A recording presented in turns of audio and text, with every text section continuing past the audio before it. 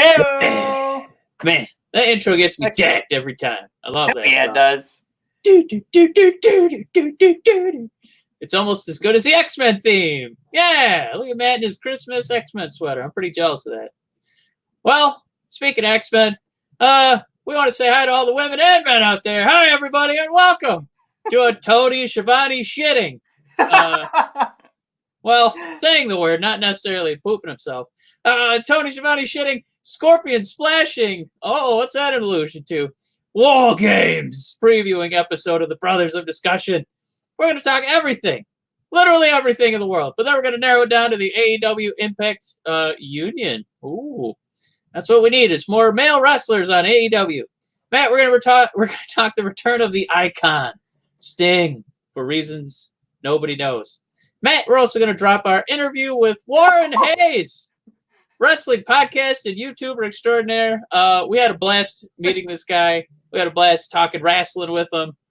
We can't wait to do it again. Hopefully, we can have a nice, wrestling community strengthening friendship that'll just blossom, just like the Hurt Business. Matt, before we get into all that, of course, it's hot, it's spicy.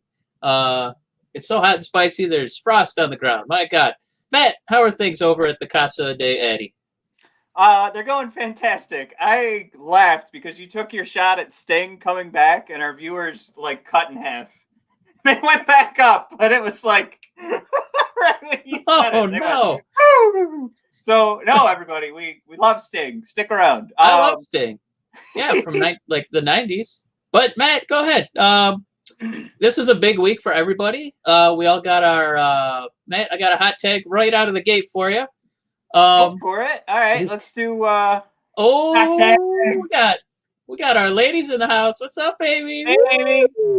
Amy, I got a question for you too, Matt. You're gonna go first, though. It was a big week.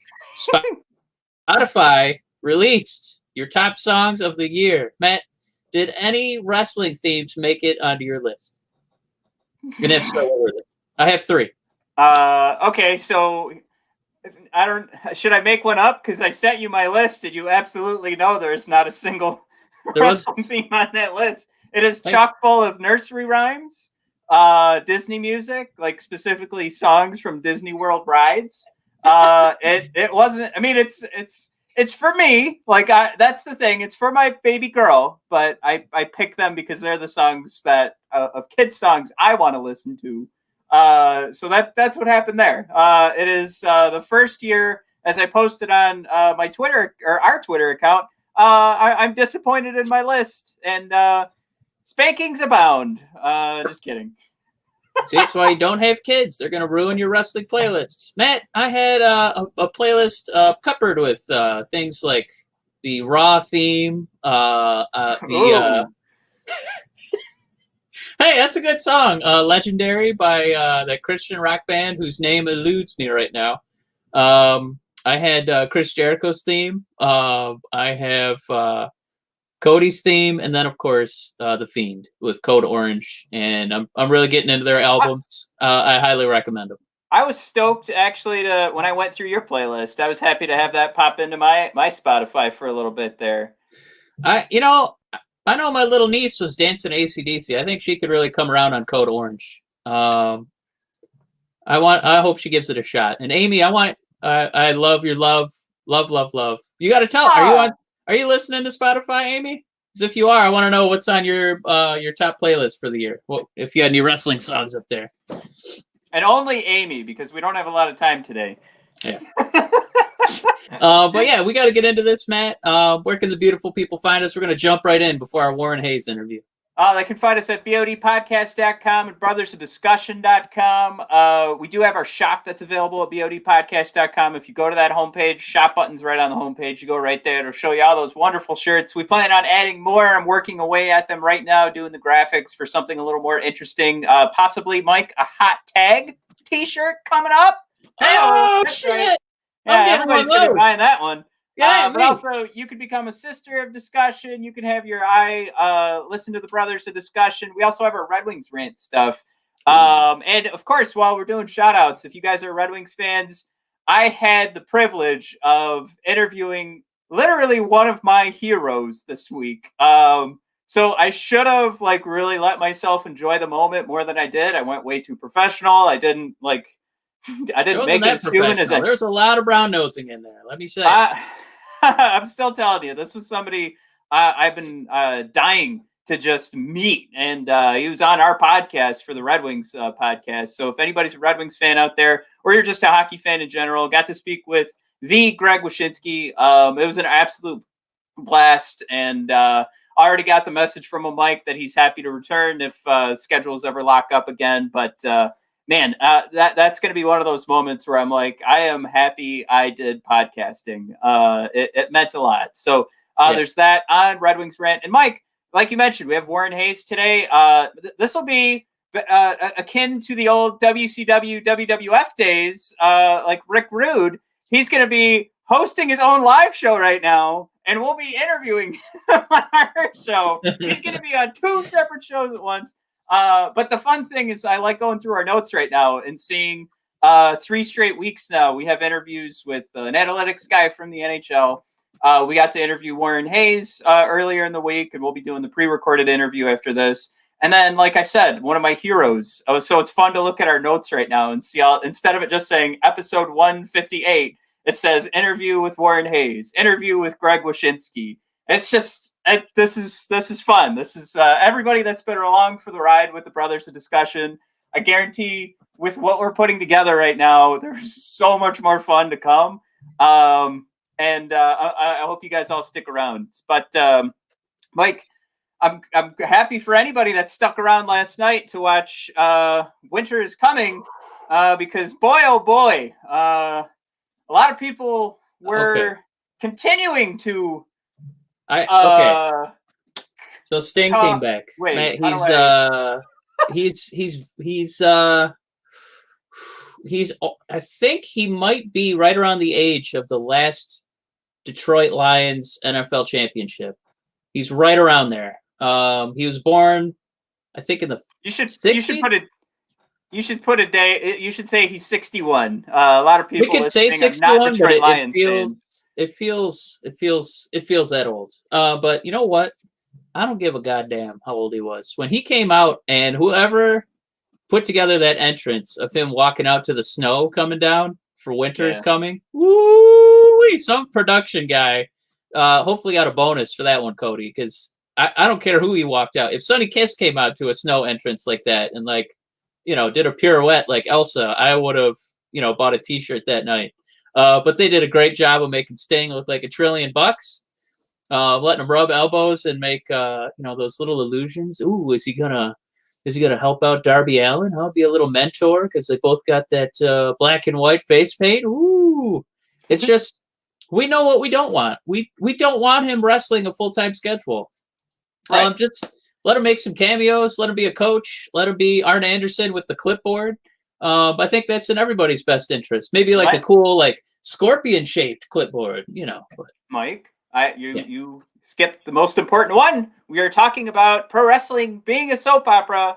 He better goddamn be introduced as Darby Allin's father. That will be the biggest misstep in pro wrestling history if he doesn't come out as some sort of father figure at least and try and teach him the make-uppy ways of pro wrestling. Arguably, he could be Darby's grandfather. So there's that. Oh, that's all right. So that's where it gets muddy. That's the only hiccup. But I mean, we never got to see the Undertaker versus Sting, and we never will. But I still say that there's still something in the air when those two guys hit the stage. And Wednesday was no exception, even though, it kind of got drowned out with smarkiness on the old, social media. But right, it's all about. I think we're all just. I want to speak for everybody. Thank you, Amy, for saying Sting should be Darby's long lost daddy. I love that daddy. I think we're all just nervous, we don't want to see him wrestle. I think collectively we should all have that same mindset, right? I think, and then that's all. I think it's safe. I think we're for anybody that's too concerned about it right now, and you've you're worried that he is going to, come in the ring and sort of tarnish any sort of reputation AEW has built in regards to like the scale of pro wrestling that gets put on. I don't think they're that silly. I think they want to have the mystique of Sting around. He immediately whipped out his baseball bat, so that's going to be coming back. This isn't something where we need to worry about him taking championships. We don't need to worry about him. He's not going to be out there in the singlet with the long pants. I guess I don't know. Is it really a singlet? He's got the it's part singlet, part long pants. It's a combo for Sting's attire. It's like Kane, who I thought Kane was actually coming out the way that music started for Sting. Quick mention there, but. He's going to be just a figure on the screen. Probably more so than Tully, what we see, more so than Arn. I think we're going to have a microphone in his hand and he's going to actually say something. But I think that's the extent you want too. If we are seeing him get in the ring and doing more than I just maybe a Scorpion death drop here or there, the death lock. Yeah. But nothing more than that. Or else it's going to get in the way because we're going to see 61 years old on the screen, if you know what I mean. You know what I'll say is the production level is A+. And I want to include something very important. One of my 3 favorite things is Jim Ross saying "Stone Cold, Stone Cold." Mauro Ranallo saying "Johnny Gargano, oh my." And Tony Schiavone saying "Sting, it's Sting." When that sound blast hit my ears, it was just that nostalgia poetry, just coursing through the old cerebellum. It was right. Gorgeous. This would be the moment where they could finally change all the announcers, because we've gotten the Schiavone Sting and we're done with JR. I think now we let Excalibur pick 2 new buddies and they can sail off into the sunset from there.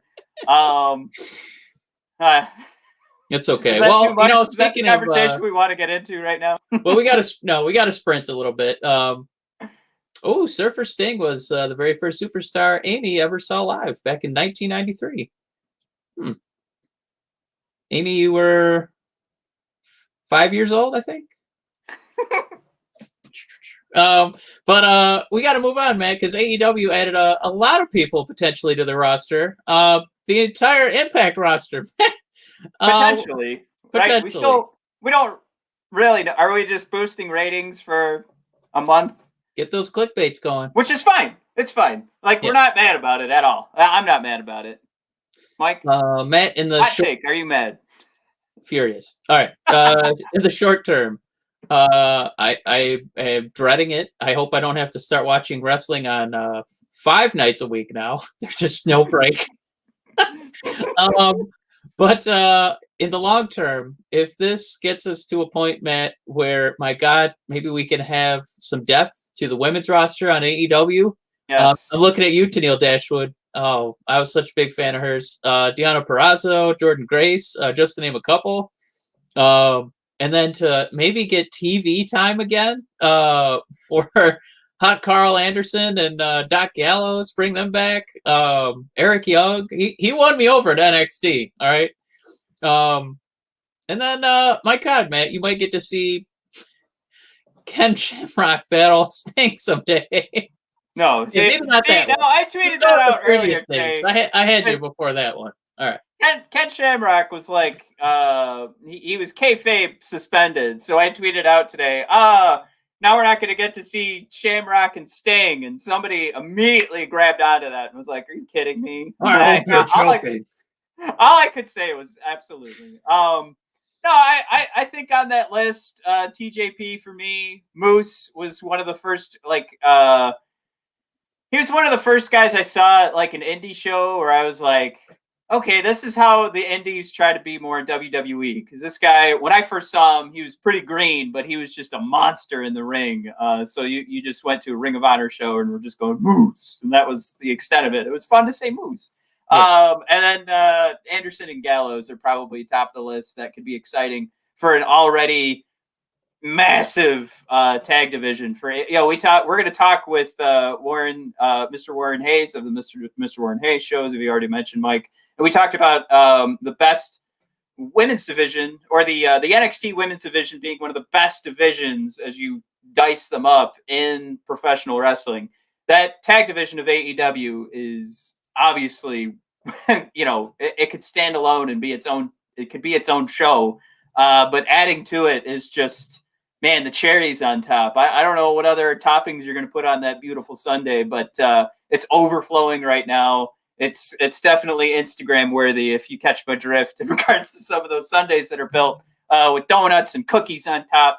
That's what's going on here with this. I know there's two sides of this, Mike, and I think this is the more important side of it is Impact better not be it, because, and I don't mean like, oh, Matt says I need more. I think for the sake of pro wrestling, like, this needs to be something that if it's an experiment and they want to show maybe New Japan, like, this is how we're going to get it done, and you guys can slide in here too. I think that's where this is huge. I think the idea that we saw AEW and Impact join forces, that's not where the boner comes from. The boner's coming from the fact that this could grow. All right. We're going into some tough territory here. No, it's quickly becoming Avengers Endgame with WWE playing the part of Thanos, and suddenly all these wrestling promotions could start teaming up and falling out of portals and make this, united front to battle. For the companies, I don't know how I really understand the appeal. As an individual wrestler, I got to think that somebody like TJP is going to be excited to have an opportunity to be on TNT programming, because we know that there's a pretty large demographic that likes tuning into TNTs on Wednesdays. So I understand it for the performer's sake, but it just seems like we already have such a cluttered roster on AEW where we don't make time at all for the women.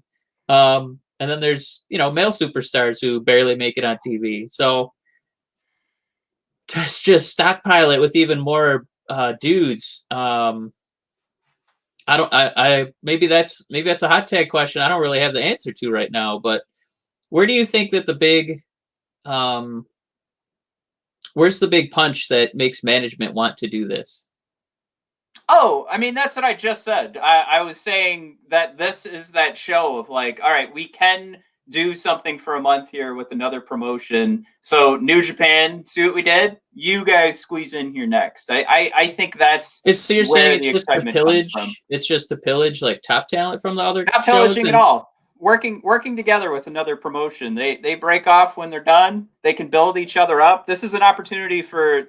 I mean, Mike, we can joke about it all day long. We know there are a lot of people that watch Impact Wrestling, like, as often as some people go to church. I mean, it's their thing.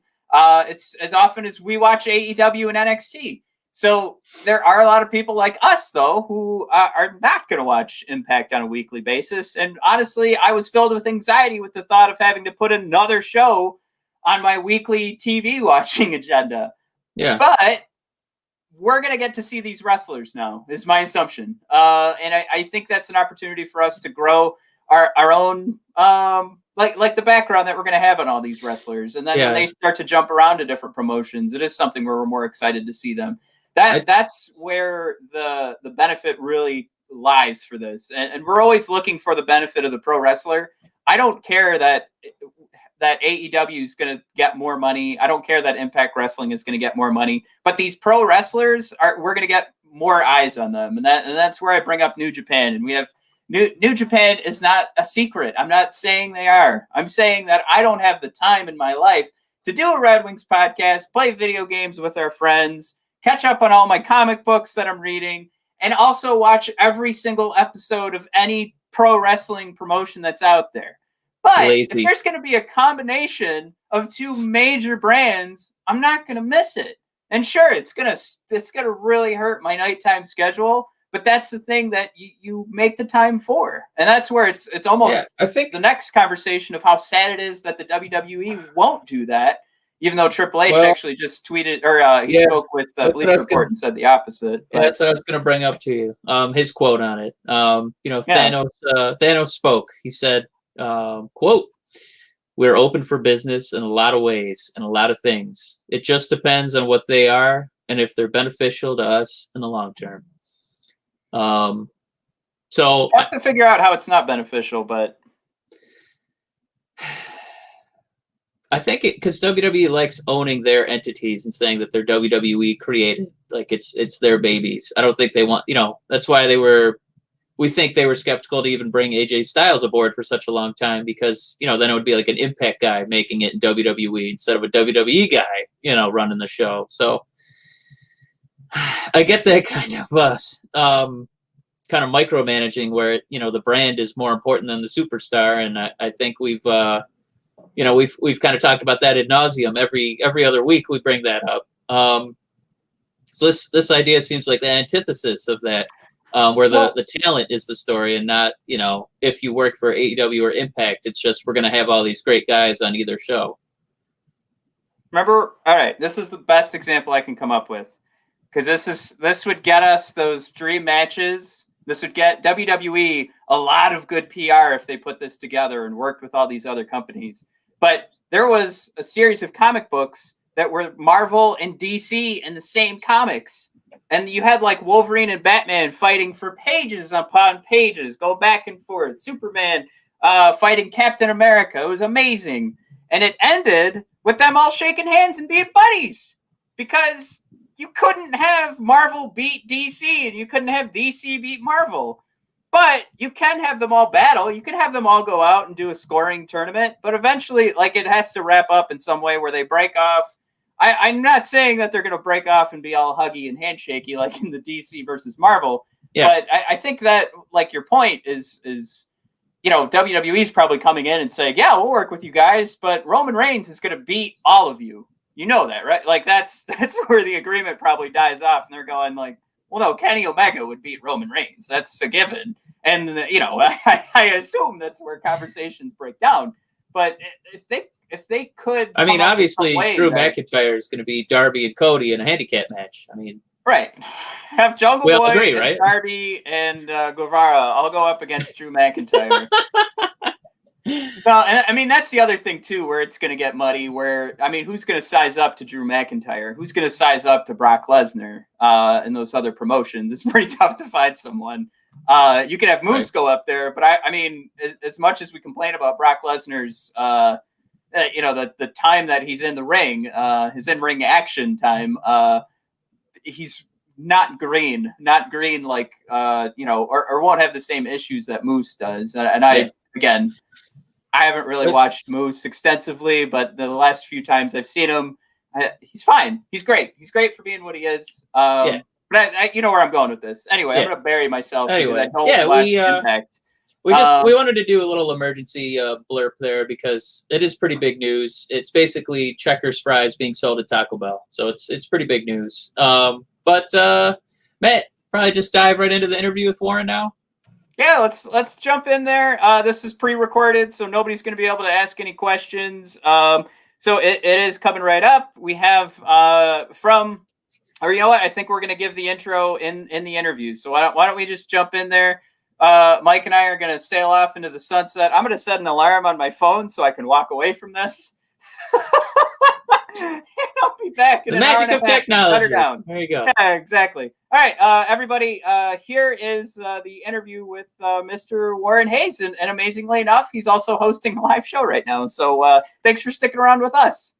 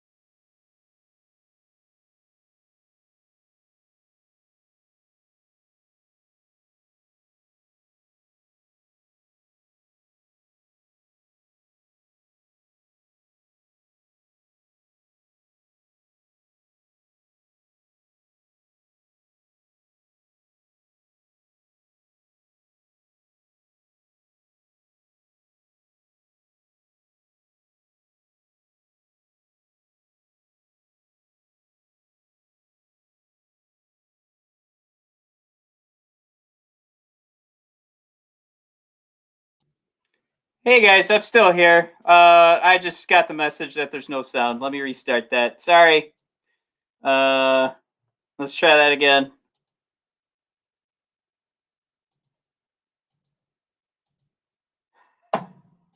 Thanks, Amy. Here we go. All right, go for it.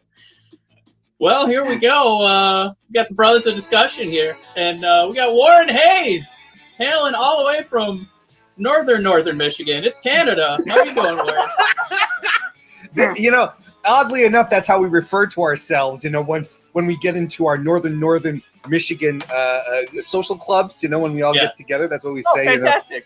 You know? Yes. Oh, you know, oh, northern Michigan, our golden land. That's how it goes. Well, you know, we just had election time, and we kind of wished we were Southern Canada. So it was, you know, a little similar there. But we want to get to know you a little bit, Warren. Sure. Let me throw this in there, Mike. This is Warren. This gives you the best taste of how this show usually goes as we walk over each other. That is at Mr. Warren Hayes on Twitter, host of the Mr. Warren Hayes Show, and your brand new pre-show shows. I don't know if you have a title for them. It's called the Slate. You know, very cool. You know, like when you go to a cafe or something, you know, and they have the menu. You know, today's menu on the slate. Super original. Took me way too long to come up with it, but I'm happy with it. So subscribe to that YouTube channel. You guys can find it as Mr. Warren Hayes. I am a subscriber myself, so I'm excited to have you on the show. And this is one that we kind of ran into each other on accident. We were trying to figure out fleeting on Twitter, and I accidentally wanted to reply, and boom, it started a DM, and I went, "Oh, that's nothing by DM," and it's cool. Like that. That's not the problem, right? And he's like, "We should get to, you know, we should work together." So I'm like, you name the time and the place, I'll be there. So, you know, beautiful happenstance. But fleets suck. They really do. Because if there was any other way to engage with them, like outside of sending can we swear on your show? Oh, absolutely. Yeah. Outside of a goddamn motherfucking DM. Whoa, not motherfucking. There you go. Take it back there, Hayes. No, but I mean, I don't understand fleets. Right. Like, at least like on Instagram, you can add them to your stories. You can add, you know, the stories thing, and you can like them. Fleets are just, there's nothing to it. I don't understand. It just feels like another chore. I didn't need that. I already feel like I've got a 1-year-old, and she's already. I swear. Congratulations, by the way. Thank you. The second I pick up the phone to try and tweet something, she knows already. She grabs the phone. She's like, "No, you're not tweeting." But now I got to ask her if I can fleet. It's nuts. I didn't need that. I didn't need that on the list. We want to give a shout out to Kristen Ashley, because we unfortunately couldn't get her, but I need everybody to check out Bell to Bells. And I think it's belldebells.com if I got that correctly. Yeah. It's funny. We've given her a shout out plenty of times on the show before, the website. One of the most fun topics to discuss. Maybe fun's not the right word, but when she got that wonderful question out to Cody Rhodes about getting more story from the women's division, and we'll get into that topic in women's wrestling and the women's division, AEW, WWE. We'll get into that. But everybody, that's the bummer. But we still want to make sure you check out Bell to Bells, because Kristen is fantastic on social media as well. But check out that website. That is like right now, if you want to get great coverage on women's wrestling, that's where you want to go. belldebells.com. So we wanted. We wanted to focus on that today, but it is the holiday season. Things come up. That's what's going on, unfortunately. But we do have the wonderful Mr. Warren Hayes to keep the shout outs going for Kristen. So if there's anything I'm missing, I wanted to give you at least that platform right now to make sure everybody's checking your stuff out. Warren, it sounds like what you're getting is things around our family household. When Matt actually just had a baby, and he's going to have another one. He couldn't be here. Instead, here's his brother Michael, who's related to Matt. So we're very excited to have him. He's going to be an uncle. So Warren, you could be an uncle too. Let's just spread it around. Let's just, the family titles for everyone. Let's just do it. There you go. I hope you're thoroughly confused at this point. I'm usually confused, period. So, this is another day in paradise for me. So we are recording on December 1st. So Warren, are you getting festive? I mean, you can see our overlay here. We are into the festive or getting into those festivities. Are you excited for the holiday season? I am officially festive as of now, being on the Brothers of Destruction podcast, being submerged in snow, the hanging lights, the people skating behind us on the outdoor rink with the festive lights. I mean, up until this point, I was in full bah humbug mode. But now, moving forward, there is no reason for me to not be in the holiday spirit moving forward, for sure. Fantastic. So this is where we're breaking the ice. So we're finally coming back to that first question Mike was going to ask you. What is your favorite holiday film? Gremlins. Nice. Ooh, good choice. We were just talking about that. I absolutely, and it's one of those that always falls into the category, is it a Christmas film or not? I think that any movie that happens over the holidays is a Christmas movie. Just as simple as that. I think Die Hard is a Christmas movie. But yeah, I have a soft spot for Gremlins. I saw it when I was very young, and the scene where when he's got all the boils on his back when he gets water thrown at him, and Gizmo, and that scared me shitless. Like, that's the kind of thing that even today I'm like, oh, I remember sleepless nights because of this, kind of thing. I love the movie. Yeah, Joe Dante's the man. I love him. And then Phoebe Cates regaling us with what happened to her poor family. But I think my favorite thing is my girlfriend can do a spot on impression of Gizmo doing the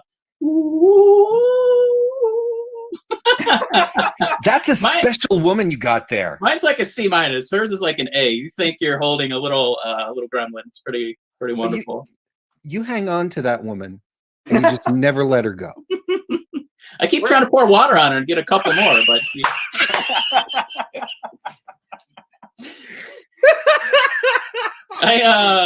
one other thing too, there's a new Hulu's really been pushing the crap out of it. I think it's called Happiest Ever. And one of the protagonists in that movie, it's a holiday movie with Kristen Stewart from Twilight. Sure. Levy's kid from Schitt's Creek. And one of the characters' backstories is that both her parents died on Christmas.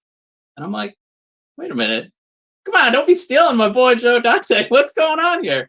So you might want to check it out. It's just kind of a cute holiday movie, but just that part kind of made my ears perk up a little bit as a big Gremlins fan. I recently said, like my favorite Christmas thing about it's not a movie of all time is the Charlie Brown Christmas special. I don't think there's anything that's ever been greater. That's been I think everyone strives to achieve what they did in that 22-minute piece of animation. It is absolutely remarkable as far as the message, the sentiment, the legitimate feels that it gives you. But recently, I watched Jingle Jangle on Netflix, which is it's a musical and entirely black cast. And the music is fantastic. Like, it's a mixture of like soul, Motown with Christmas vibes to it, and it was a delight. And Forrest Whitaker is in it I know what you're talking about. Yeah, main. I'm not big on musicals. Like, I'm not a guy who ran out of like, oh, Hamilton, kind of thing. But I really enjoyed it. I thought it was special, imaginative, and it felt fresh too at the same time. I loved it. It does look beautiful. It's gorgeous. It's on the old, what do you call that now on Netflix? It's not the wish list. It used to be a wish list. Oh, the queue? Yeah. Yeah, there you go. Mike, you came up with my new favorite break the ice question, so I know that's how it feels like we're doing now. But I was so proud of that guy on he was really getting a lot of play on Twitter because he paid Undertaker on one of those cameos and got him to say All Elite. What was it? All Elite Scooby-Doo? All Elite Scooby-Doo, yeah. So, Warren, I know I'm putting you on the spot. If you could give Undertaker, $1,000, what would you want him to say? I'd ask him to take the holy text of his choice, whether likely a Bible, right? In his case, or whatever, whatever he feels. I'd like to hear him read about like Joseph Smith, in the Book of Mormon. Yeah. I'd have him lay his hand on it, lift up his free hand, and say, "I promise, I am retiring. I am not coming back to wrestling." Because otherwise, you know what that means? That means if he comes back, we're getting another month of Undertaker stuff just getting shoved down our throat. God bless the man in his career. Nothing but respect. And this is not like it's the overhype that came with it. It's like the whole spectacle and the hype that surrounded it was like, my God, I honestly can't wait till he retires because I can't take this anymore. I can't take another month of Undertaker. Well, a month of Undertaker, that's roughly the length of his entrance now. Which clearly Roman Reigns has inherited from him. Yeah, right? I think my hot take on that, considering it's been almost 2 weeks, I actually wasn't too impressed with what was going on down there. I didn't think for the Undertaker, if this really was the last time we were going to see him, and we haven't had a chance to record since it happened because of Thanksgiving. But I don't know. I thought it ended, and I was just kind of like, "That's it." I have thoughts too. If you guys want to talk about it, I'm cool. Yeah, let's do it. Hell yeah. I mean, he already took off his gloves and his hat. He was running out of clothes to take off, like maybe his boots. Give him some slippies, to go back up the ramp. Like a bath towel, bathrobe. I don't know. Let him go retire in peace. But Warren, it sounded like you had something profound to say. Well, I wouldn't say profound. More than slippies in a bathrobe. Yeah. Clearly, profundity is not my gimmick. I honestly, at some point, as I was watching it, when they did the whole super long entrance, and he's in the ring, and at some point I started to feel bummed as I was watching it, and it was really when I realized that he was in the ring, and he was working the crowd for noise. When when they just like stand in the ring and they let the crowd noise grow, and you're like, wait a second, this is all piped. This is all phony. And I felt terrible for him. It really started to dawn on me. I'm like, this is it. This is how this guy's 30-year career is going to end, with contrived, piped in heat that he's been told basically, Taker, let the crowd noise grow, That's what he's been given, that indication to just like fake through it.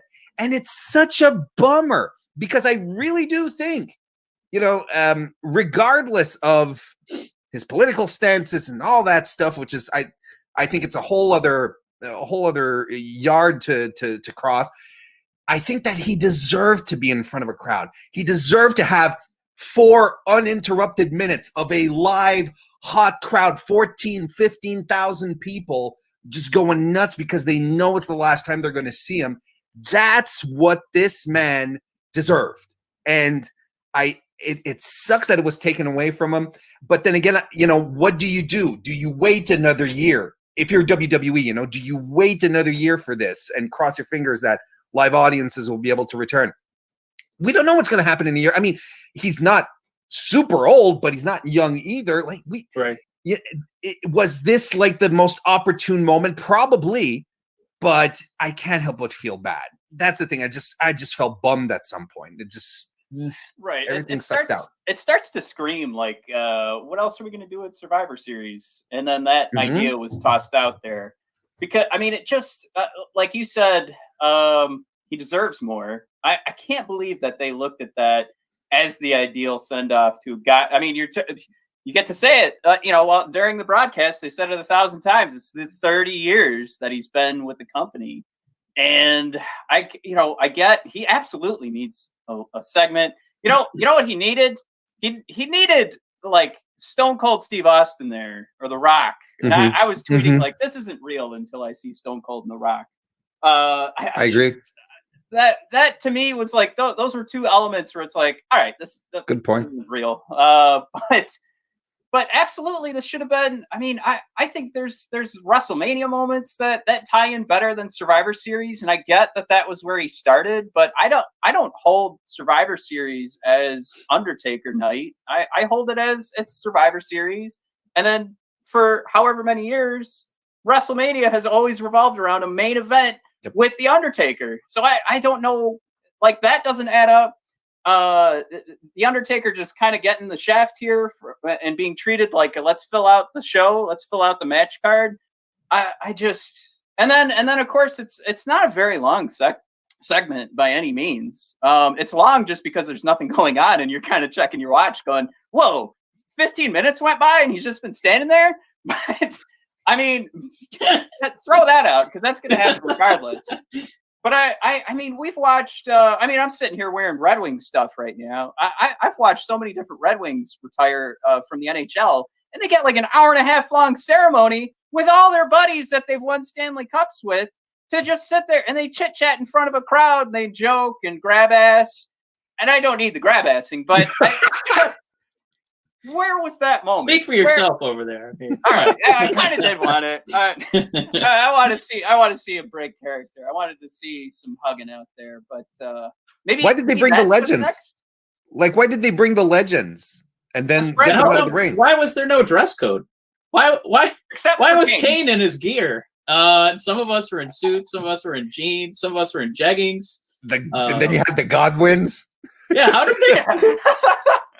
It's one of those things. They have to be, Undertakers, like Mark Calloway's buddies, right? That's how they got. Oh yeah, no, absolutely. Yeah, for sure. Yes. And Savio Vega too, because goddamn, there's no way they would have let Savio Vega in for any other reason. Right. But I guess if you're gonna have Undertaker do that, I wouldn't, like you said, Warren, I wouldn't have piped in fake sound. It's almost like it would be preferable to do almost like a Sopranos, just kind of a quiet, just kind of let them leave, almost fading to black. Almost anything would have been preferable to what they did. And I really want to jump on the coattails too of doing it at WrestleMania. Maybe that's why they felt they could do something like this, something so low grade at Survivor Series. And maybe they will give us something a little more, memorable, deserving, when we can actually do, that WWE Hall of Fame, basically give him the whole, that whole Saturday. Or Friday, I guess they moved it now. Yeah, because that's happening, right? It's happening at the next possible moment that they can do. Yeah, and it's just like they couldn't let the character, like the mystique, just kind of marinate, so we can say goodbye. It was like, well, in 5 seconds you can watch him drinking El Segundo, fresh out of the can with Stone Cold Steve. Like, hold on, I don't want to meet Mark yet. I'm not done saying goodbye to Undertaker. You know what I mean?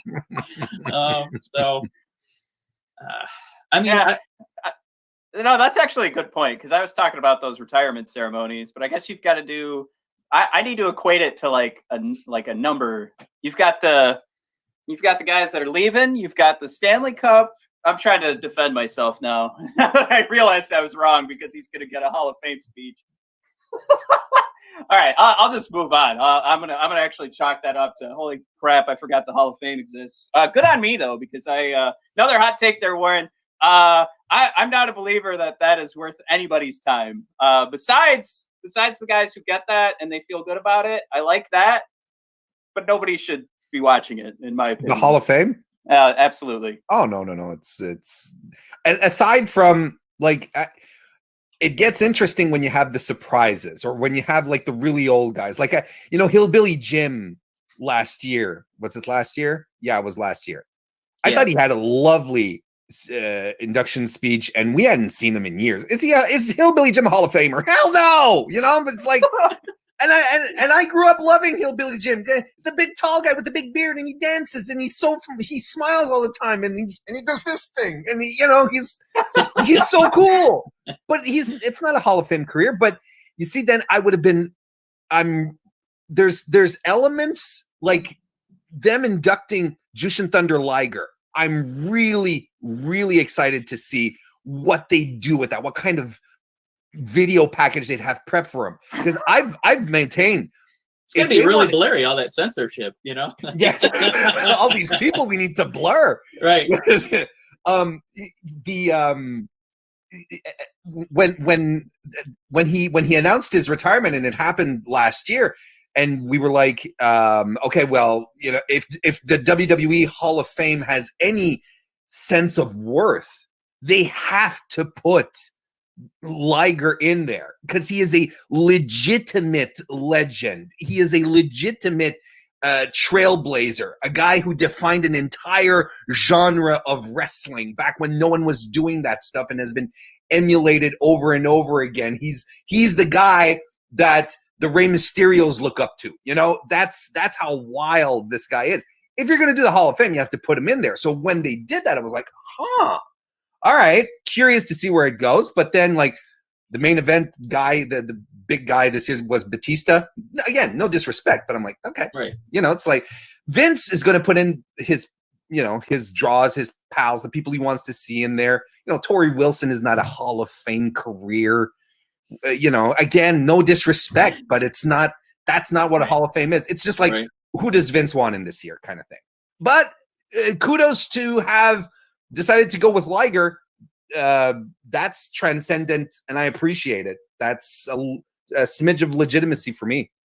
I think it would do something for them too to say, like, all right, we don't need 2 hours of content here. We have one person inducted, we're good. Like, make it like the Baseball Hall of Fame. Make it difficult. Make it look like, okay, we don't have enough names this year. So what? We're only going to be on USA for 30 minutes. But then what's the flip side? What's the other thing you do? Then it does it become like and again, no disrespect, but does it become like the Observer Hall of Fame? And it's not a question of wanting to crap on the Observer, because I know that's very fashionable. Then that's not what I want to do. It's more like it's more the idea of then it becomes you go through a more vetted process, or something that resembles more an actual Hall of Fame, where you're reaching out to journalists in the field to vote and stuff.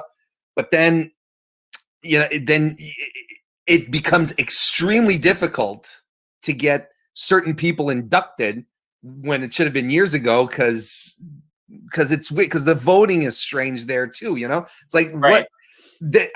what's the proper what's the proper center between these to my how I feel are two extremes, right? I think there is a proper center to have there. And again, the Observer, if anything, the Hall of Fame is much more of a it's always a good time, like, to sort of celebrate wrestling history, to take a moment back and be like, look, we're not inducting Goldberg this year. We're going to go with we're going to go with Johnny Saint, even though it's not him. And people are like, Johnny Saint, oh, well, yeah, he's more than just the figurehead of NXT UK. This guy is legit because so and so and so. So that, I appreciate that part of it. That, I think, is very important. But it's also extremely convoluted. But I mean, the Hall of Fame's, it's their awards. There's always going to be a level of subjectivity to it. Exactly. Yeah. All right, who's ready to talk politics? That's why we got you in here, Warren. We got him. Biden. Yeah, right. Well, let's talk the industry and the politics involved in there, right? Because we haven't been, right? No. So we originally wanted to talk PWI top 50 tag teams, and Kristen's involvement with putting together the content revolving around the women that were inducted, including the Iconics, Alexa Bliss and Nikki Cross, the Kabuki Warriors, the Golden Role Models. There were more, but our show mainly covers WWE and AEW, and that's where that the shorter list came from. Yeah. So I could pretend you're Kristen and ask you how it felt to write. Well, if I were Kristen, I would probably. Kristen, actually, she was part of this list. She was also part of the women's top 100 as well, and she was very thrilled to do so. The difference here with the top 50 was that she was asked to submit women and men tag teams, so it wasn't just like specifically for the women. But yeah, I mean, it's crazy when you get a little behind the scenes and you see how these things are put together and the criteria, you know. And I know, you know, lists are lists. They will always, right. You know, they'll always get some people's blood pumping, I guess, you know. But you know, when you look at the process, you see how things are done, and you know, the top 50 was the first year that they did this for the tag teams, right? So you know, it was special. It was very, yeah. You know, she was thrilled to be on the selection committee for the top women's 100. Then they asked her back for the top 50, and she was doubly honored to do it. So yeah, she was, and she made a point of picking out some women's tag teams because that's her thing. That's what she does, right? No, she's doing the good work, because now, I mean, like what I wanted to talk about too is, does this get us a step closer? Are we just going to see a PWI maybe top 600 to make sure we have enough people included? And let's just do it. You know, if Becky Lynch is number one, she's number one in pro wrestling. I mean, we have to be we're like so close to that, right? Like without separating the list is what you mean, right? It's yeah, the PWI top 600 professional wrestlers. And you know, obviously I don't work for PWI, so I can't right. speak on them. But right. you know, opinions out there. But let's chat about it. There are women on the top 500, right? Kylie Ray was in the top 500, as well as being in the top 100 women, because she's had intergender matches. So there's that line that's already a little blurred on the top 500, which is like, okay, well, we've had people who've had great years, women who've fought men. Should they be on the top 500? And you know, you'd ask people at PWI, and this is something that's been going on for a couple of years, and to them it feels completely legitimate. You know, if you're wrestling men and you're wrestling for, you know, world titles or male titles, because sometimes they're not necessarily male titles. You know, sometimes it's just like the world title, and you can fight for it. It's just traditionally it's been men who fought for it, you know, kind of thing. They've been on there. I think that, and this is just my opinion again, just completely my opinion, I think we still have a ways to go before people stop talking about women's wrestling specifically, and we can just talk about wrestling in general. Yep. If we, you know, God bless AEW, I love them, and, you know, I think the world of wrestling is a better place having AEW, another national promotion that has primetime TV on nationwide cable. I think it is essential that we have them. Billboards on Times Square. You absolutely need it. I know where you're going. You absolutely need this stuff, but they need to right the ship when it comes to their women's division. And this is something I've harped on for a long time. It's my main criticism with AEW. Everyone who follows what I do knows that. So I'm no point in rehashing it.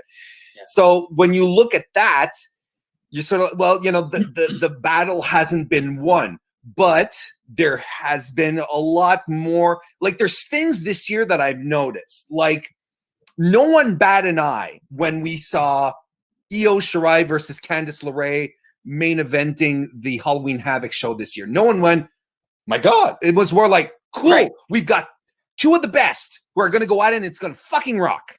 Right? That's a great point, yeah. And isn't that's what we want? And if Kristen were here, she would say that is what equality is. It's not taking up spots. It's not, oh, well, if you do this, then what do you do with this guy? What do you do with the men? You know, it's not that kind of stuff. This is what equality is. It's you put two women in a spot and in a main event, and no one goes, oh, it's two women. It's more like, fuck yeah. And that is a big, big deal. I could picture specific Twitter avatars when you did that voice. A lot of them have fiend. A lot of them have fiend avatars. No, you're absolutely right. Every time there's an instance where we're booking Asuka versus Sasha, that should main event whatever's going on, because all they did was hit home runs this year. As far as, like you said, you know, you can kind of see progress when there was like it was like a 2 or 3 week window when Rhea Ripley got her championship, and they just kind of wormed it in there. They just called it the NXT Championship, and they didn't have to throw in, that condescending, well, it's the women's championship. And I don't know what happened. I don't know why they stopped doing that, but all of a sudden, the Vic Josephs just dropped it, and it was back to being, she's our women's champion. So I don't know if they were just, like Triple H always preaches, this is, an experiment every week. So we're just listening to what people say. So I don't know if they, I can't even imagine what confusing. Feedback. Like, I get what they were doing. I just thought it was confusing because then what's Adam Cole's title? Back at that moment. I honestly get what they were trying to do. It was just like, I think it was just poorly implemented as opposed to a bad idea. I just thought it was poorly implemented.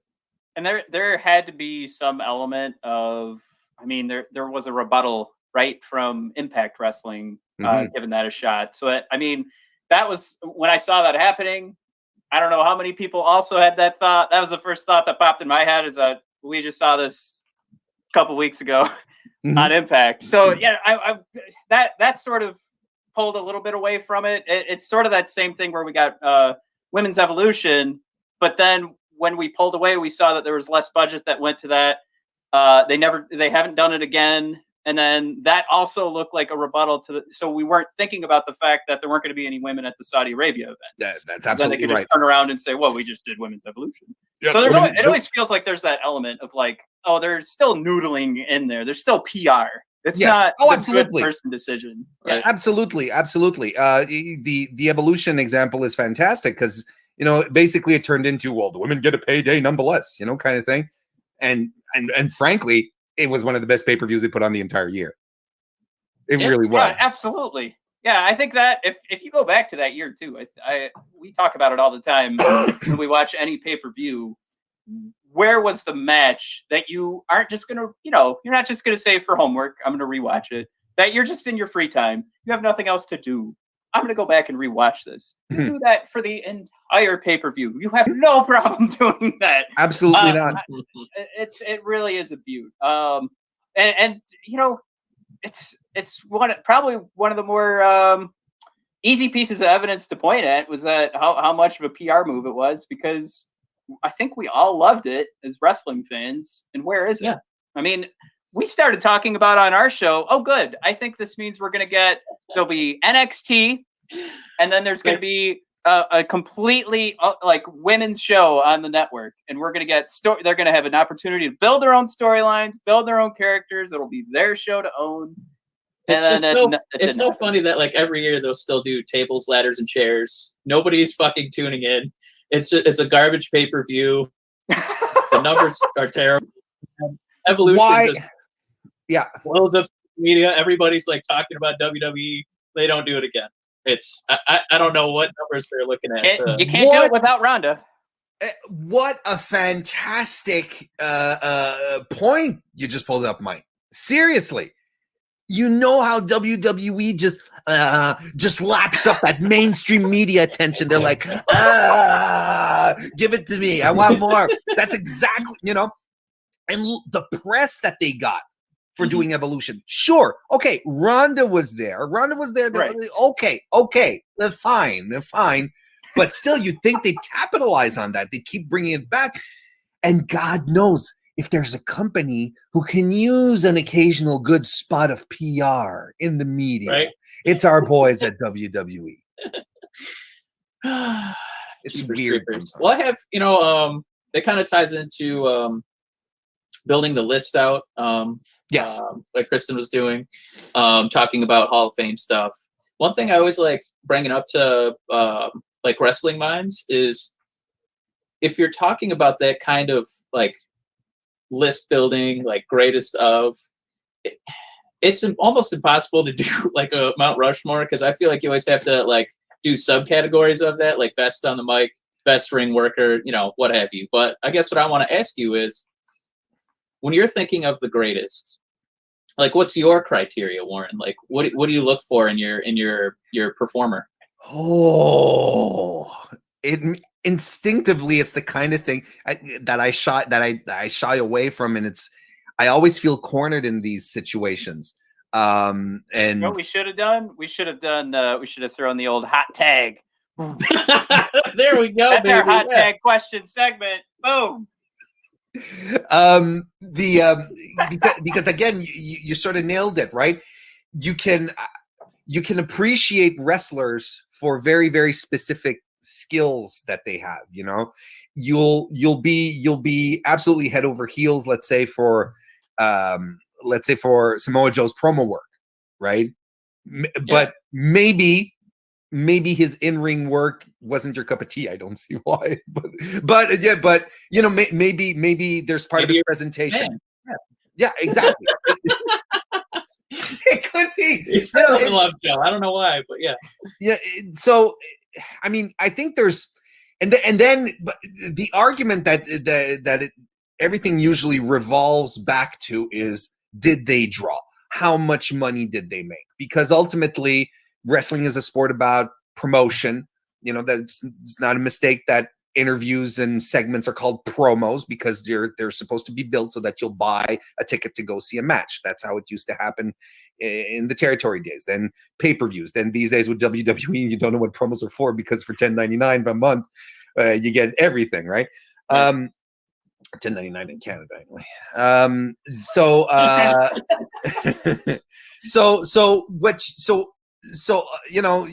If you're talking about the greatest, like objectively, I think it's hard to not turn to a guy like Stone Cold, in my view, who was a guy who I think lifted a company who was in dire straits, in a business that was having better years but wasn't fantastic. Because in the early 90s, right up to 1996, it was a shit period for everyone. It was a shit period for WCW. It was terrible for WWF. And then all of a sudden, out of pure happenstance, you have this guy who appears out of nowhere, cuts one promo, delivers just a few lines, and people are in love with them. And then it's just like, vroom, it takes off. And I sincerely believe that we will never see another Stone Cold again in WWE, because I don't think WWE wants another Stone Cold. I don't think they want another larger than life superstar. I think they want to build a brand. They don't want to build main eventers. They don't want to build stars, which is weird, because that's why you watch wrestling. But I think no one is bigger than the brand now. And I think that's probably Stone Cold's biggest legacy. Because on top of that, and some people look, what about The Rock? The Rock was great, but the Rock was not the worker that Steve Austin was. Right up until his neck injury, Stone Cold was one of the most exciting, fantastic brawlers that the business has ever had the chance to see perform. His promos, of course, are legendary. The storylines, you can add in the fact that Vince threw himself into the mix, and probably there was a lot of Vince wanting to be in the spotlight as well. And that's cool. It's his company. He can do what he wants. It turned out to, especially when it turned out to, the end result gave us some of the best wrestling angle storylines matches that the Attitude Era gave us through this McMahon-Austin feud. Why would you complain that Vince was in that position? Right. It's hard for me. It's hard to not think about him that way. But then we can get a little more granular. Then we can start talking about guys like Liger, who I think is, at least in a mainstream sense, I don't think people quite grasp how important Jushin Thunder Liger is to wrestling, because everything that you see the indie guys doing out there, the folks on AEW or on Dark, it's because of that dude. I think a guy like Hiroshi Tanahashi in New Japan is a legend, because he carried that company out of its worst situation, out of the late 2000s, and brought it to where it is. It was entirely on his back. He decided, it was like, look, this straight lace presentation is cool, but let's add some theatrics to it. And they were like, all right, man, this is up to you. You were give it a shot. And he just drove that company, brought it back to prominence, and to international favor as well. There's so much stuff you can focus on afterwards. But if you want to big and impact, monetary impact. Because Stone Cold sold merch. He pushed merch. I mean, that's it. It's just as simple as that. They made so much money selling T-shirts of the guy, and you know, shit at Walmart and whatnot. That it's good for them, good for him, good for everyone involved. That's ultimately what the wrestling business is for. Yeah, I mean, just to jump on that point too, all you folks out there still giving AEW a hard time. That's how we're going to get people to actually watch this business. You're going to see a cool picture of MJF and Jericho in front of the camera doing some song and dance routine. You're going to want to try and figure out what that is. So stop complaining, you idiots. All right. That was from Warren. I'm kidding. No, that's not what I said. That's not what I said. You haven't been paying attention. You always said, oh, he's putting AEW over? Yeah, they do music numbers. They parody films that came out 17 years ago. Honestly, that is my pro wrestling. Like, seeing MJF and Chris Jericho do a song and dance, that's where I'm at. Like, I know Jeff Hardy almost killed himself by fighting Elias yesterday. Like, I love to see that he's sitting there smacking the table. Like, this is a guy that's having fun mid-match. I need to see these guys having fun. That's all I need. I don't know. We just assume like Undertaker and Shawn Michaels are having a blast at WrestleMania 25 and 26 doing what they're doing. Yeah. But yeah, I mean, I know I'm really going off the rails here, but that, like, Dexter Lumis, that guy has to be having more fun in NXT right now with Cameron Grimes than any other two superstars in the last year. I mean, there's probably a little bit of hyperbole mixed in there, but honestly, that is some of the best work I've seen, because I can't help. I mean, you giggle, you scream while you're watching these two going at it, and you don't think Cameron Grimes is having a ball? He's having a ball. Absolutely loving it. I mean, the haunted house of horror, whatever it was called. Yeah. I mean, the shower scene. Oh my God! Undressing, and he's like, I didn't know Dexter Lumis had a sister. And I'm like, Jesus Christ! And it's perfect. It's perfect. He's just perfect for the role. Yep. I love it. I love it. He is that guy. If you give him the MJF time, you give him the Miz time, and he needs some grooming. But Cameron Grimes is the guy that will do absolutely anything. And I remember clearly, distinctly, when they did the that tournament. You know, the what did they call it? Like the new guys, they had ACH in there. Yeah, the Young for the men. The up and comer tournament. I don't know what it was called. You know, the one ACH ended up winning, and then then the stuff happened. Right. I remember him cutting a promo there, and I was like, "My God, this guy is boring as dirt." Yep. Like it was terrible. It was bad. Yeah. But, I mean, then look at that. Take some time, rethink the character, rehabilitate him. You know, we like to shit on WWE because there's a lot of things that they don't do right. But when they do things correctly and they let their wrestlers play off their strengths. Drew McIntyre. Absolutely. Drew McIntyre is an excellent example. Kevin Owens as well. Kevin Owens never feels like they have a script for him. You know, it always feels. I'm sure his discussions with the writers says, "Give me the bullet points. What's the line that Vince wants me to say?" Okay, cool, and then he'll go with it. You know, it always feels like that. Yeah. Well, we I guess we could still. I'm going to wrap Kevin Owens back into it because he was on NXT last week. But I was going to take that opportunity to wrap us into War Games. If Warren, you'd like to do some hot takes and do some picks with us for War Games coming up. All right. Sure. Let's start with that Dexter Lumis and Cameron Grimes because I mean at this point we're now pushing this feud out to, I don't know if I want it to end. I feel like there's those different feuds that you can make work, like the Sheamus and Cesaro years ago, and then it turns into a tag team. Now, I don't want Dexter Lumis and Cameron Grimes to be a tag team, but I am loving their work together so much, and I can't quite move the chess pieces around to figure out when do I make Dexter Lumis my champion. I'm not sure that move is there yet. I don't think so. No. if we can punt this and we can go another month of seeing these two maybe branch out a little bit, but still come back together, I'm totally fine. I don't need this to end with the strap match. Yeah. So, I mean, yeah, go ahead. No, I think they're just doing, like you said, I don't ever need to see Dexter Lumis wear a championship gold. I think he's in that Fiend mold. He's kind of in that Undertaker mold. Not that he's at that height yet, but just that I think he's just going to be a story guy. And whatever he does with, that weird, creepy, Dexter murdery, Henley wearing character, that's going to be much more interesting than any, piece of gold Velcroed to a piece of leather. I think that he's just going to be fine on his own. And I could pretty much copy and paste that same description for Cameron Grimes. I just need to see him be the sneakiest shitheel you've ever seen. And I think there's such good, when you play tennis, yeah, you're supposed to find someone kind of at your level. These guys are perfectly at each other's level to keep volleying back and forth. It just works so well. Like it a lot. Yeah. Yeah, I agree. I think there's been a lot of good here.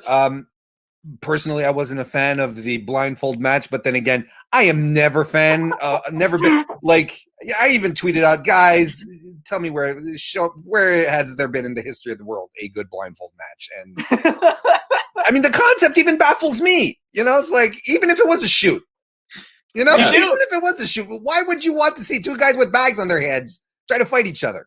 You do spend most of the time wondering, can they see through that? That's where my head is at for maybe 5 minutes. Yeah, exactly. Where you're like, are those shoot sacks?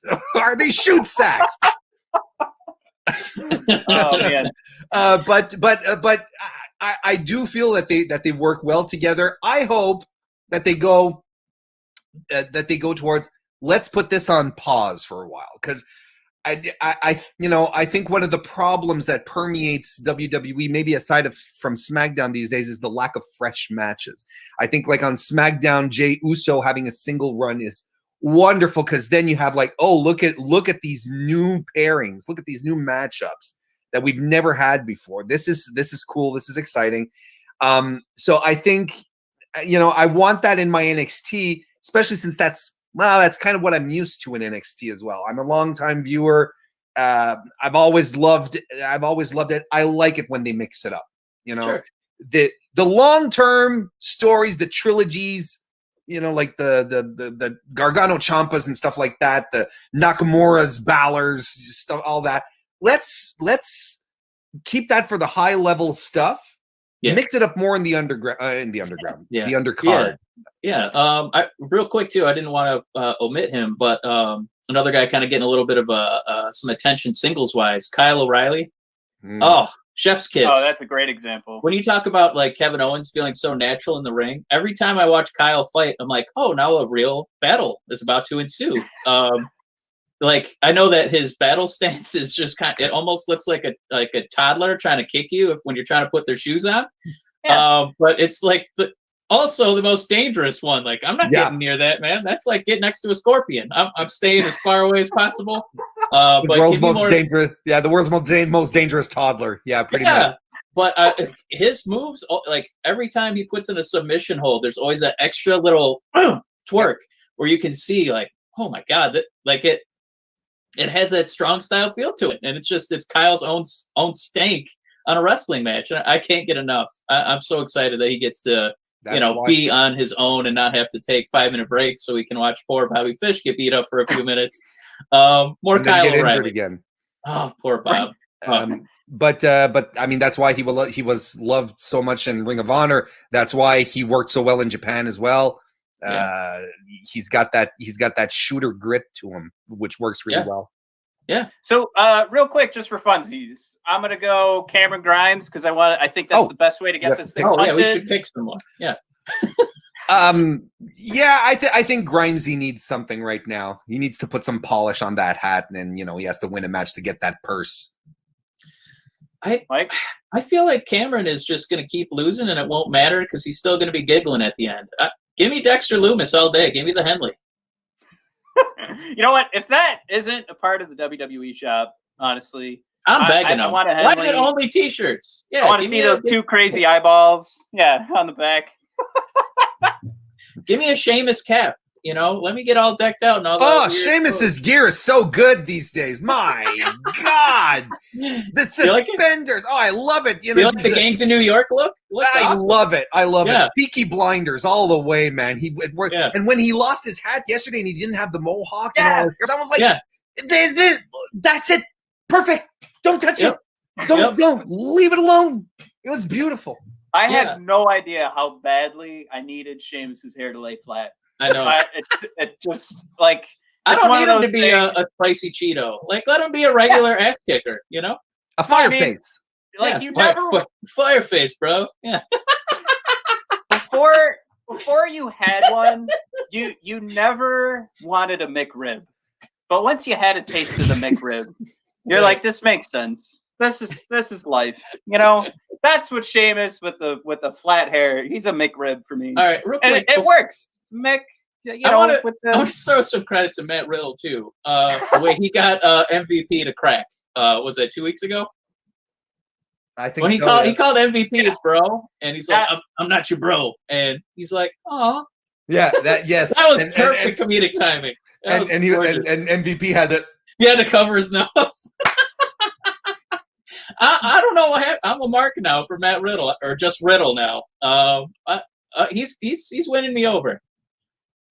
Let's I want to jump back into the card. Yeah, for sure. I want to jump back into guys that we were talking about. Cameron Grimes' inability to do promos during that tournament. I still don't know what the hell's going on with Damian Priest. I think he's one of the, like, as characters go, it's such a scramble. It's honestly, if you go back, everybody's talking about WWF No Mercy, and you had those branches where you're filling out a story. I feel like they've gone every single way on that WWF No Mercy story branch. I don't know if you guys remember it. That's how I feel with Damian Priest. We have no idea what the hell's going on.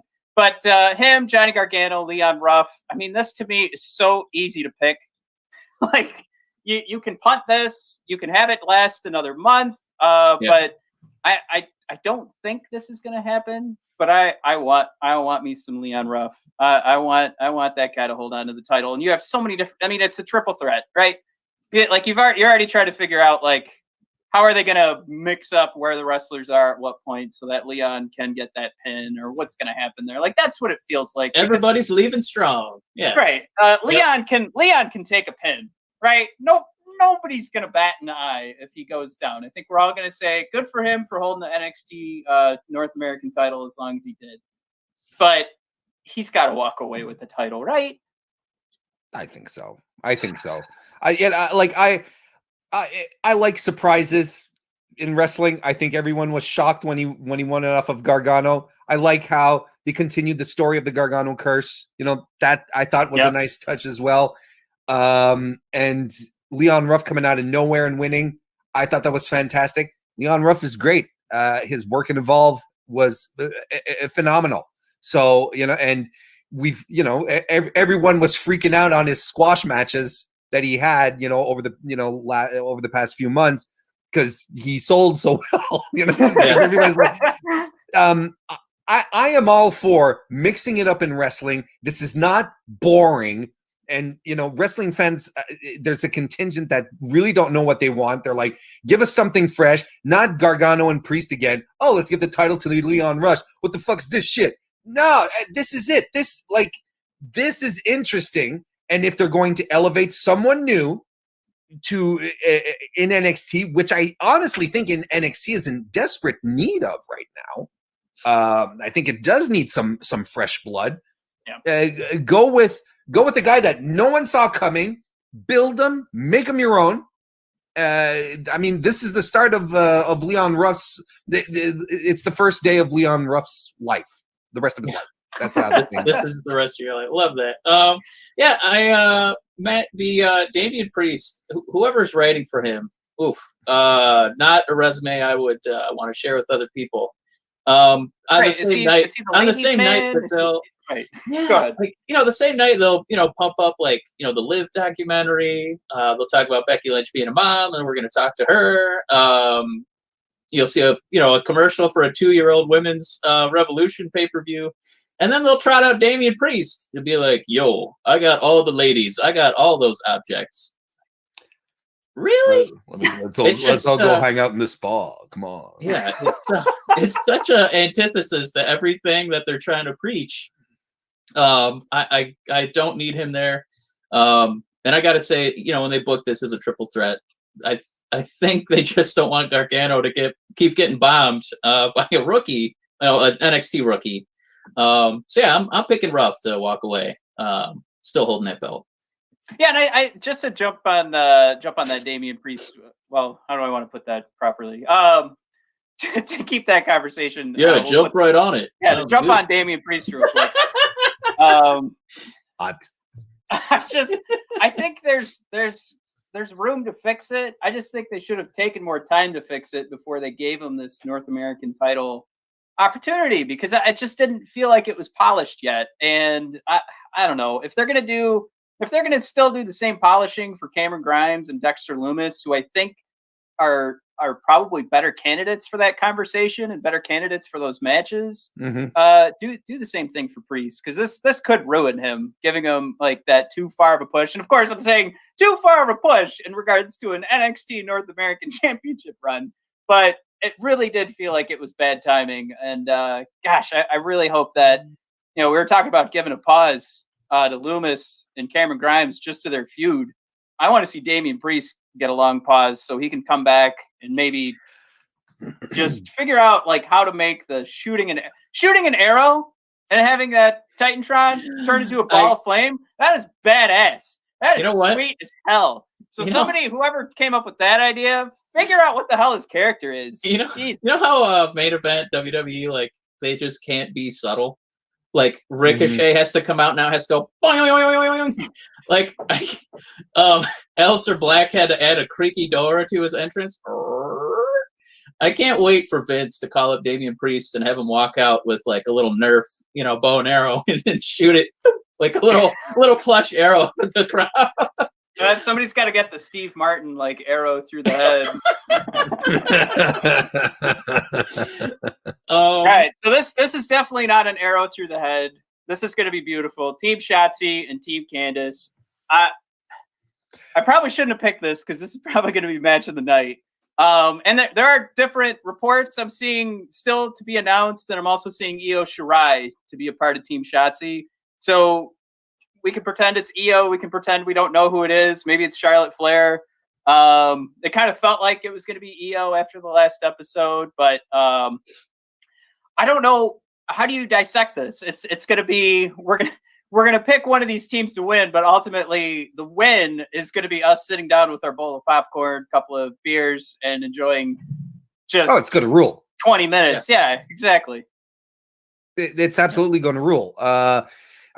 Personally, I'm surprised that Rhea is in it, because I thought Rhea had a perfect send off when she with her match against Io.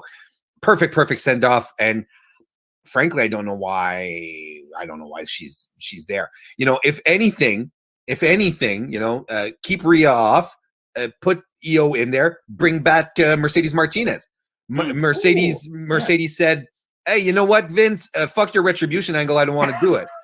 That's what the reports say. Like, she sat down with Creative and said, "There is no way in hell I have wrestled for 25 years to suddenly come in and do this is silly shit. No, absolutely not." And she's been on this. So bring her back there. Bring her back there. Make her a babyface. I'm a badass babyface, and have her. But look, that's just me. I think Io is going to be in the match as well, because Io has heat with everyone on the kayfabe heat with everyone on the heel side, with Candice, with Dakota Kai, with Raquel via Dakota, and Toni Storm. I mean, these women fought in Stardom against each other. They have a long history.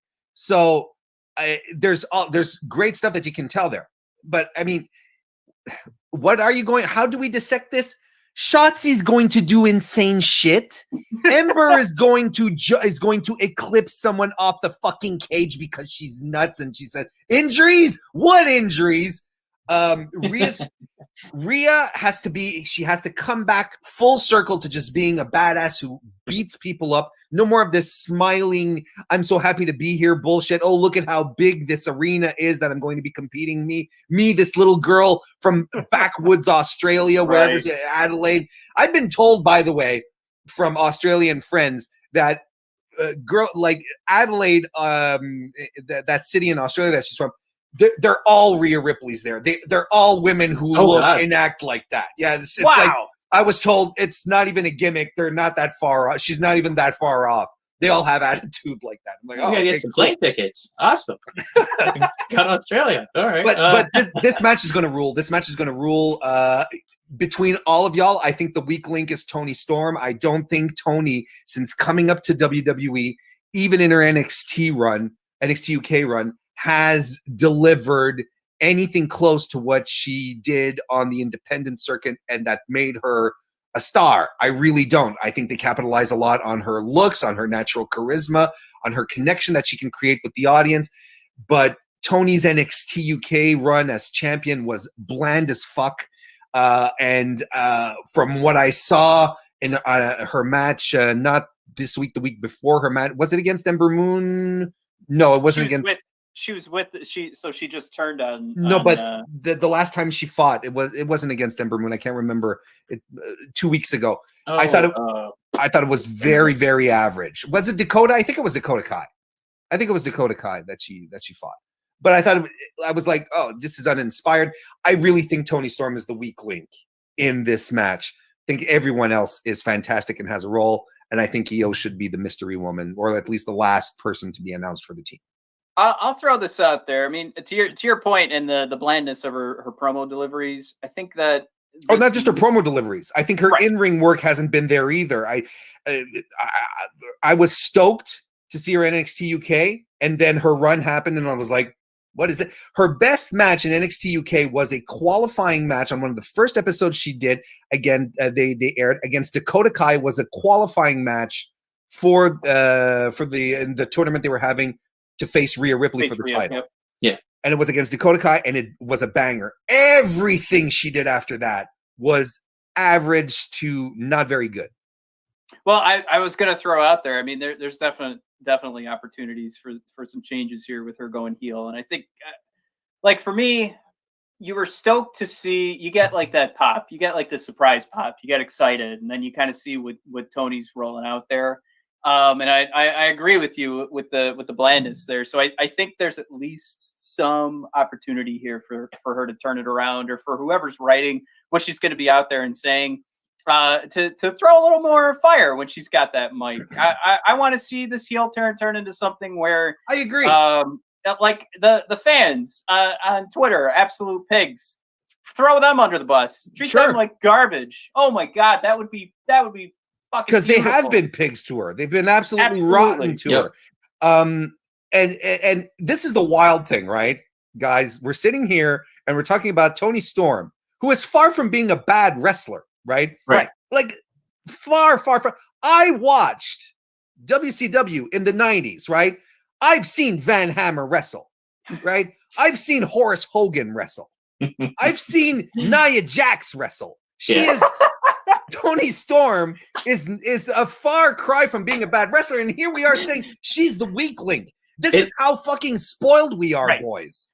Well, yeah, in NXT, that women's division is just unbelievable. That's the thing. Like any one of those women would run AEW. Oh, I mean, God, by a landslide. It's not even close. I mean, there's almost any promotion out there. These ladies would run that, whatever their respective division is. They would absolutely destroy. It's just one thing that NXT, or at least WWE, the company's done really well, is like kind of give all these women an opportunity to like be a character, be a person. We're going to give you, time to wrestle. We're not just going to give you, what AEW does. It's like the 9:21 spot, and you get to wrestle through an Arby's commercial, and then we do the main event at about 9:30 to 10. We're gonna jam as many women's things within 1/4 hour. Just that 1/4, and then for the rest of the show, there's nothing. I just Matt and I, we've loved Dakota Kai since they did a little NXT, tour through Detroit, and she just had a nothing mid-card dark match, and it was like one of the greatest like physical sights you've ever seen. Was she still a babyface? She was still a babyface. She's the Team Kick captain back then. Fantastic. And she was such a natural babyface too. She was so good at it. I loved and I still love her, don't get me wrong, but the babyface Dakota Kai was just perfect. The perfect substitute for Bayley, who had gone, right? I mean, oh yeah. And we talk about it all the time, how much harder it is to be like, a rosy cheeked babyface, and she pulled it off, and people didn't, get sarcastic about it. Like they genuinely would root their hearts out for her. So yeah, because she'd fucking kick your face in if you didn't. Yeah. Absolutely, legitimately. So we seem to all be in agreement that the women's match is just going to rule. There's too many good elements. Yeah, absolutely. Yeah. So let's talk about that dog shit men's war games. All right. So somebody brought up. Can you imagine a guy? His name is Roderick Strong. It's like R. Wait, what other? Steven Fish? Another guy's named Fish. What the fuck, man? What's happening to? My God, I miss the '90s. Attitude Era forever. Guest for air much? All right. So I thought it was pretty interesting. Somebody a few weeks ago brought up. They were like rolling their eyes at Undisputed Era being in every War Games. And I was like, no. That's like the Four Horsemen, my man. The Four Horsemen was in like every single War Games for like the first 10. Show. Yep. It's their event. I'm okay with. I like the idea of wrestlers having their event, that this is their thing. Like I like how they leaned into Randy Orton at Survivor Series even though he wasn't in the Survivor Series match. Saying Survivor Series is Randy Orton's event. It's where he wins the most. I like that kind of stuff. If the Hardys, the TLC, Undertaker, Hell in a Cell, absolutely. Yeah. And if NXT War Games becomes Undisputed Era's thing, perfect. I don't have a problem with that. I love it. I actually love it. If next year they're still around, right?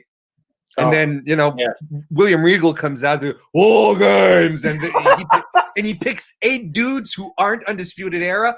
Adam Cole has to come out and say, "Whoa, hang on a second! No, you are putting this is our match. You're putting us in it." Kind of thing. That has to happen. Absolutely. I even see the idea of them like getting called up and Adam Cole like bringing out the secret weapon. Like nobody beats us, in War Games. Maybe they do some main event match against 4 Goofs and WWE. But I love it. Absolutely. That'd be a good way to.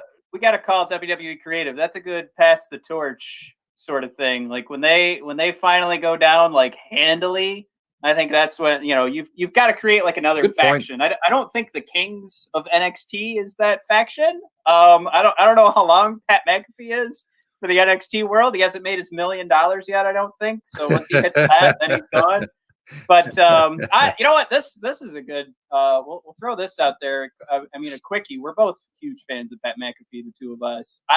How do you feel about Pat McAfee? I never thought I would say that, but my God, he got me. I hate him. Son of a bitch, he got me. I hate his guts. Like I really do hate the character, but that's what you want. Like you want to hate the character. So Can you imagine their top heel? is a guy who isn't even a trained wrestler. Can you imagine watching the Indianapolis Colts 10 years ago and seeing their fucking punter kicking to the moon and saying that guy is going to run the wrestling world? You heard it here first. He's going to main event a takeover. You're like, what the fuck? Nah. But how good is he? Sincerely, truly. And this is what I've always loved, even with his feud with Adam Cole. It's a guy, I have, as many wrestling fans, tie-ins with sports people and movie stars into wrestling, it usually doesn't mesh. There's a lot of a wink, wink, nudge, nudge. We know you guys, it's wrestling. We're in on the joke. Yeah. Pat McAfee takes it seriously. That's his thing.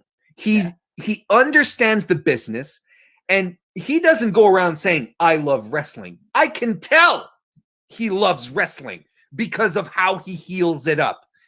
Can you believe right now the best heel that WWE has outside of Roman Reigns in their entire company, and yes, I'm throwing Randy Orton in there, outside of Roman Reigns is Pat McAfee.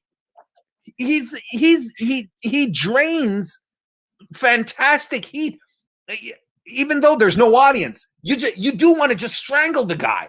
Yeah, and his promos are impeccable, and he works. He might not be extremely polished, and he's not going to. I don't think he's going to be pulling off destroyers off the top rope through a table kind of thing. But you wait. I could be surprised. It's a War Games. He's listening to this right now, and he's like, "Those fuckers back." But he's fantastic. He really, really is, and he's added so much to this story. And he managed. Let's not forget to use the what's his name? The guy who got injured, the rugby player. How can we have forgotten his name? Rugby? I don't think I know who you're talking about. The guy who attacked Adam Cole at the last TakeOver and then got injured. Oh shit! The guy who almost killed Johnny Gargano. Yeah. Yes. God. What the fuck is his name? What's that guy's name? Should we Google it? Who almost killed Johnny Gargano? Holy shit! Oh, this is embarrassing. Oh shit! We have to. That's Google why you something. pre-recorded. There's 3 of us. Yeah. There's 3 of us, and that's so sad for him though. I want to say Reese, but it's not Reese. Is it Luke Menzies? No. Oh my goodness. Ridge Holland. There we go. Oh, Ridge Holland. Because Ridge Holland was supposed to be the hitman for McAfee, right? But then he got injured. He got legitimately injured and was sidelined, and that's why they brought Pete Dunne in because they had to fill in with someone. And why not Pete Dunne, who will not purposefully end another man's wrestling career, right? He had to manage that. McAfee. On top of that, I remember that promo where he came in the ring and he tied everything together. It was brilliant. He understands the nature of wrestling storytelling, and that's what I love the most about him. He's a mainstream. I know he's not the most mainstream guy, but he's a mainstream outside guy bringing in, but who loves the business, who cares about it, and who puts the effort in what he's doing, and it's paying off dividends. He should be on every week. I think he's great. Yeah, I'd wrap it back up to like our first conversation of the show and talking about Jeff Hardy, even though he almost killed himself, like having fun playing the tambourine.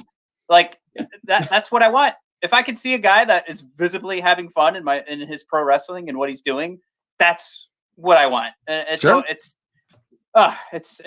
something of it's like fresh air, you know. Yeah. Well, it's refreshing when these transcendent guys work out. Like it wasn't that long ago we just saw Gronk, and WWE thought that was really gonna be big money, and that guy just looked like such a gigantic dipshit. I can't.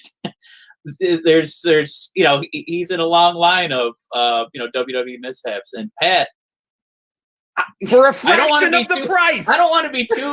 Yeah, right. I don't want to be too hyperbolic, but it's almost like that kind of pressure that like LeBron James walks into in the NBA as an 18-year-old high school kid. Like Pat McAfee knew that people were just going to laugh and mock any tiny little botch that he might have done in his match with Adam Cole or any mishap on a microphone and be like, see, he shouldn't have been here. But all he did was like dominate in both spots. So with all that pressure, just, man, I don't mind kissing that guy's ass. It was great stuff. We've been talking about this one match for like 10 minutes, and we haven't even mentioned Lorcan and Birch, who are like probably the most underrated NXT tag champions. I'm making right now, I promise to all the Brothers of Discussion faithful, I'm going to finish this goddamn article this week, but I'm coming out with the top 10 NXT tag teams to actually hold the belts at any point. They are in that top 10 list, and I dare say they are the most underrated of anybody on that list, even though they've got a pretty short tenure. For a while, they were maybe the best team to never hold them. Oh, absolutely. There's a pretty crazy list out there. Of some pretty short tenures and teams that probably should have held it. But I mean, this is a team that it holds a tremendous spot on our show because, Warren, we can introduce you to the Oni and Lorcan and Danny and Birch unfortunate event where I just kept rattling off names thinking for the first time that we watched them wrestle that there's 4 guys because it sounds like 4 first names. My God, all 4 of them are here? That's right. No. Oni and Danny and Lorcan and Birch. Oh, son of a bitch. You got no chance in this match. It's a 4-on-2 tag team title match. Forever. They will hold that title on this show. But I completely agree with you, and I will even remember. I will always remember the crowd at, I think it was Chicago 2, TakeOver Chicago 2, when they were facing the Undisputed Era. You know, the Undisputed Era, heels, but they've never really been heels, always got the big pops from the crowd. Yeah. Lorcan and Birch come into silence. Undisputed Era come out, and they're the tag champs. Huge pop, right? Enormous. Everyone loves, I think it was, I'm pretty sure it was Strong, and I'm pretty sure Fish was injured. I'm pretty sure it was Kyle O'Reilly and Strong at that point.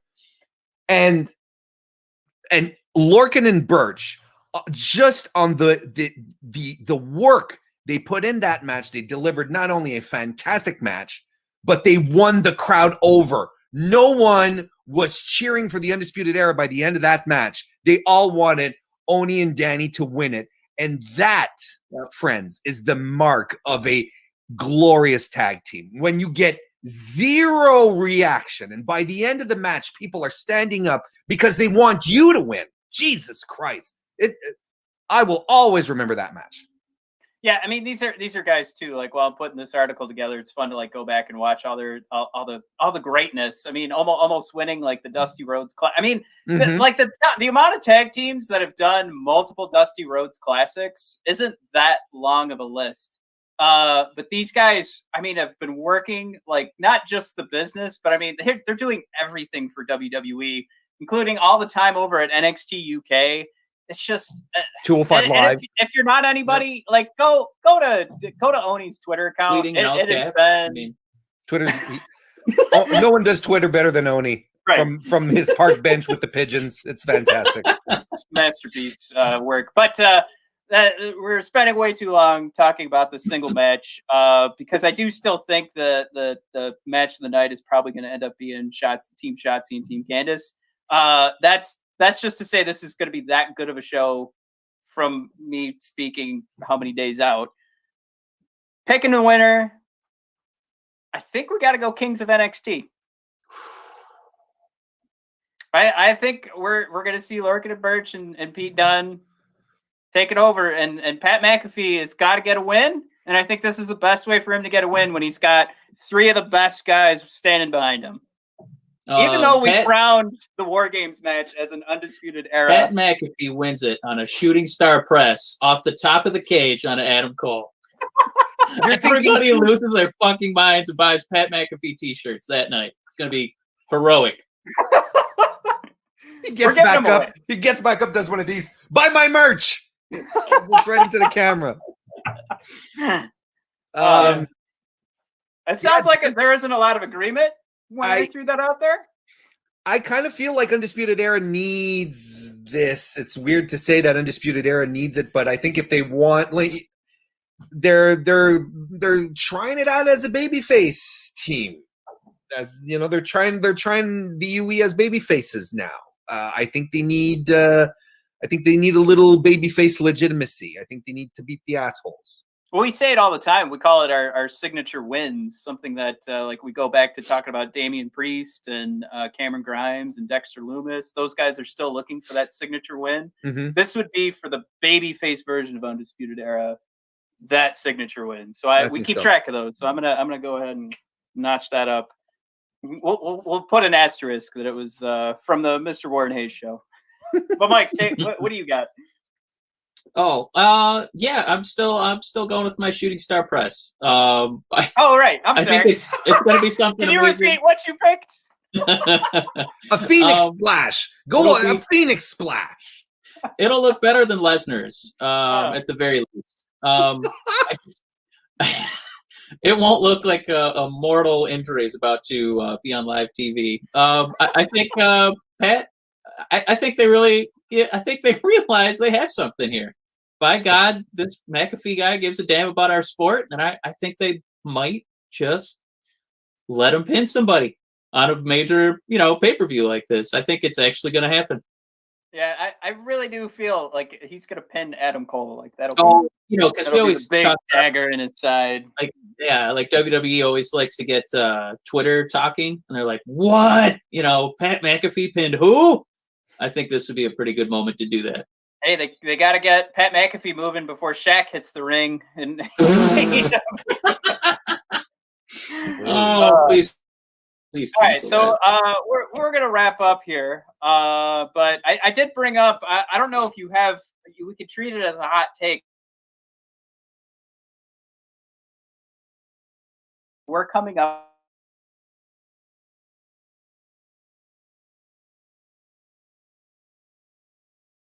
Give us some recommendations. So anything that you feel we absolutely have to consider as match of the year, or if there's any dark horses you think we may have missed. Again, this is a situation where I have a couple. I think not a lot of people are going to be remembering MJF versus Jungle Boy from, was it Double or Nothing or Revolution? I think it was Revolution. They had a singles match. It was, it's still one of my favorite matches this year. Perfect. Built completely old school. Love it. I think that for WWE, I think the Sami Zayn, AJ Styles, Jeff Hardy triple threat for the IC titles. I think that's the best match they've put on this year, with Sasha and Bayley and Hell in a Cell being super close. That very, very. I'd have a hard time pulling out. Otherwise, Toru Yano versus Hiromu Takahashi from New Japan at the New Japan Cup this year.